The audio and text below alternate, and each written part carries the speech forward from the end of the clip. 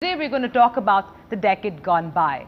We're going to talk about the top 3 brands of the decade, the top 3 advertising campaigns of the decade, and of course the top 3 personalities that have arrived and sustained their position over the last 10 years.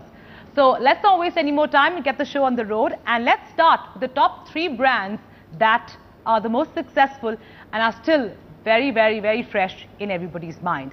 And to talk about which 3 brands deserve that position, who better than Nokia's D. Shiv Kumar.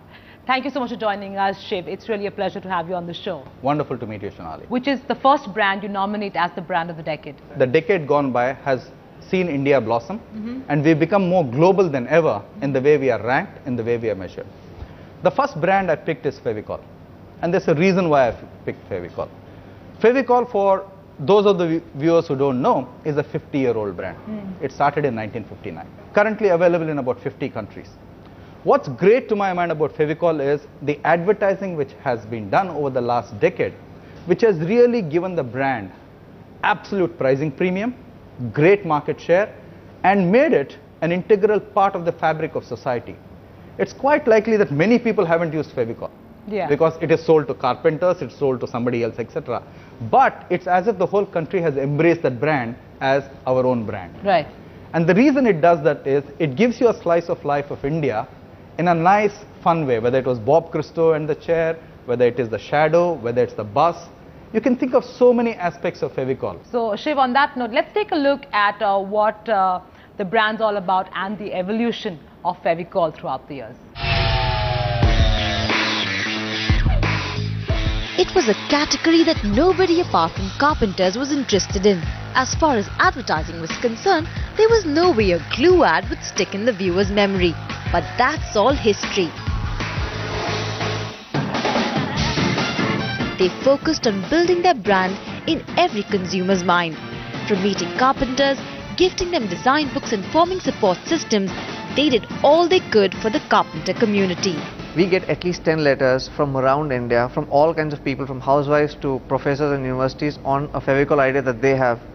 So to try and surprise someone who's already thinking on your brand is even tougher. For the furniture makers, they were the ultimate adhesive for wood. But as flooring in Indian homes became more urbane, they could stick absolutely anything from marble to steel.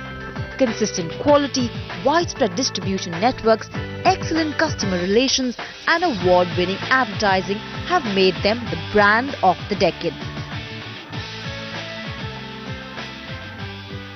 So that was Fevicol for you, Shiv. So now let's talk about the next brand that has arrived and you would nominate as the brand of the decade.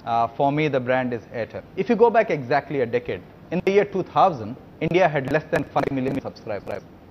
Today, India has close to 500 million subscribers. And of that journey of 495 million subscribers, Airtel has got 115 of them. It's been a brand, I believe, which has used its ambassadors exceedingly well. I think it's a brand which has maintained the aspirational value of the category. So I think they've always pitched themselves very well, despite the fact that they made telecom affordable to a number of people. They are one of the few people who showed the world that there's a different way to run the telecom business. So they brought in a whole new ecosystem working into telecom, based on which the affordability of a voice call dropped from 16 rupees to as low as 50 paise. So to my mind, they have opened up a completely new category. They've made Indians love to talk, and I think that's the reason I chose them as the second brand of the decade. We spoke to some of the Airtel officials and of course some of the men who are behind the brand building exercise of Airtel. Let's take a look at what they had to say and of course Airtel's journey over the last 10 years.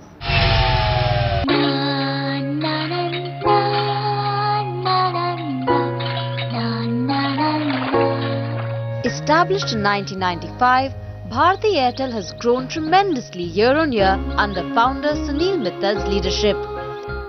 We were the first to come out with a lifetime value, recognizing that customers would want to have the same number pretty much their entire life, because it was largely becoming not just a matter of brief communication, but it was becoming a core part of their identity. They've managed to differentiate themselves in a commoditized market by going beyond coverage and value-added services. Their consumers feel empowered, exactly like their Express Yourself tagline wants them to. We make sure stories are narrated in such a fashion where people really enjoy it, can relate with it, and speak the language which consumers like to hear. So if you take series like Vidya Balan Madhavan series, where you clearly see the story and the product. The connect is beautifully made. Their brand message has been a consistent one through the years, one that inspires trust and credibility. Hello, Baba. घबराना मत. इस भीड़ में मैं खोऊंगा नहीं. And that's why Bharti Airtel is one of the most iconic brands of the decade gone by. That was Airtel for you, and now Shiv, it's time for the last brand that you nominate as the brand of the decade. Yes, I think the last one I would nominate is IPL. IPL? Yes. It's also close to your heart, Shiv. Yes, it's also close to our heart thanks to Shah Rukh and Calcutta Knight Riders. At every stage in a brand's life, you react to somebody else because competition has done something. Right. And that's where the genesis of IPL is. Absolutely. ICL was launched, right, and IPL followed suit in double quick time. So for me, the speed of reaction, fantastic. Right. Thinking of a concept of cricket plus entertainment and playing it at a global stage was a brilliant concept. Every brand all the time tries to get new users into the category. And if you look at IPL, for example, if you look at IPL 1, Eden Gardens, I can speak about that. Nearly 30% of the people coming in to watch the match were women and children. It has never happened before in Indian cricketing history. Sure. IPL is a 4-hour outdoor movie. I think that's a very apt choice. So let's take a look at IPL, its birth, and of course some people who are involved very closely with the game.